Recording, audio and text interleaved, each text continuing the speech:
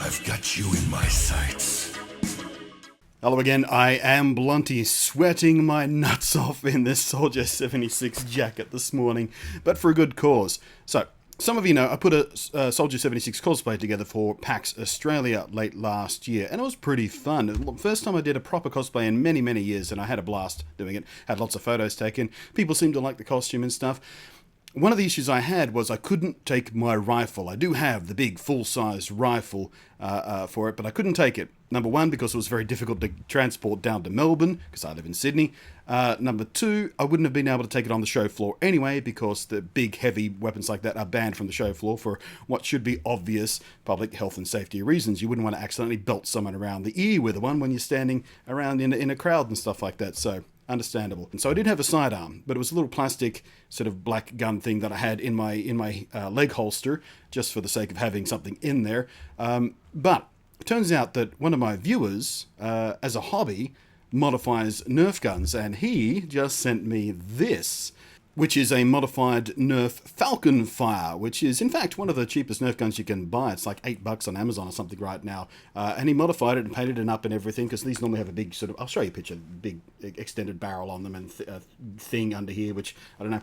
But anyway, so he modified this up, painted it up to match the colours of Soldier 76's standard sort of colour scheme. And it matched really well, actually. This looks really good when compared to the big rifle and stuff I've got. So now I have something that I can sort of wear on show floors. I may have to disable the firing function, because even with Nerf guns, a lot of expos don't let you have firing weapons on the show floor, which should be, again, obvious reasons. Also, as many Nerf modifier type people do, he's increased the strength of the spring, which I forgot about when I was just fooling around in front of the camera with the slow motion mode, and I shot myself in the head with it. It stings.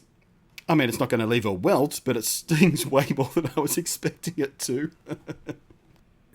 And just by way of demonstration of said power, after I tested it on my head, I took some shots at some empty cans of drink. As you do, shoot at cans. That's a traditional thing to do, isn't it? I don't know. Americans, you tell me. You're the gun people, right? Was also impressed with the accuracy of this thing. I mean, for $7 worth of plastic toy, I was able to hit these cans first try, every try, even from several meters away.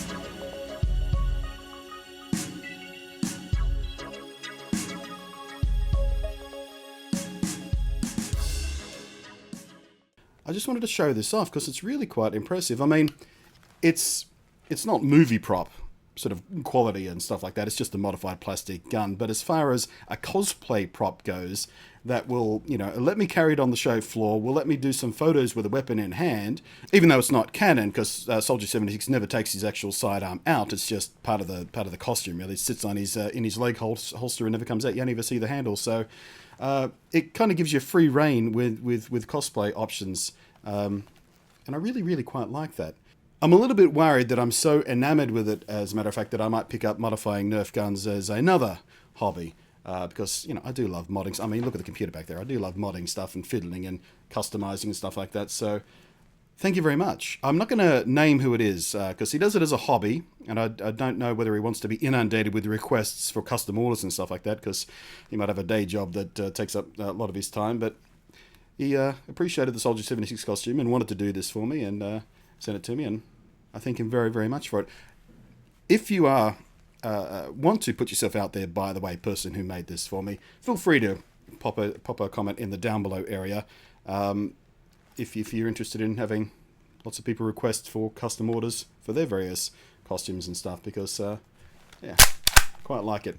And for those who are inevitably going to ask, I do have a mask. I'm not just wearing it because it's far too hot here today, but it actually suffered quite a bit of damage on the trip back from Melbourne. This whole sort of top portion busted off, and I haven't been able to fix it properly because I think there's a bit missing. But yeah, I did get this mask, and I did modify it up. There's a band of EL wire there that glows and everything. Sort of it did look really cool, but unfortunately it does not look really cool anymore. So I may have to. There is a design for a 3D printed version of this, which should be a lot lighter than this as well, but actually has the sort of faceplate that comes off while leaving the headset and chin bar intact as well, which I think might be worth looking into for the next version of this costume. But yeah, for the next version of this costume, I'll actually have a theme-appropriate sidearm, if not canon sidearm. So thanks for watching. I am Blunty. We'll catch you next time. If you are a cosplayer or a prop enthusiast and you do your own designs, sort of pop comments in there down below and talk about what you do and why you do it and how you do it and stuff like that, because, yeah, I may have to try this myself. Doesn't seem that hard. How hard could it possibly be? Let's see if I can figure out how to communicate and talk properly before I start playing with tools, shall we?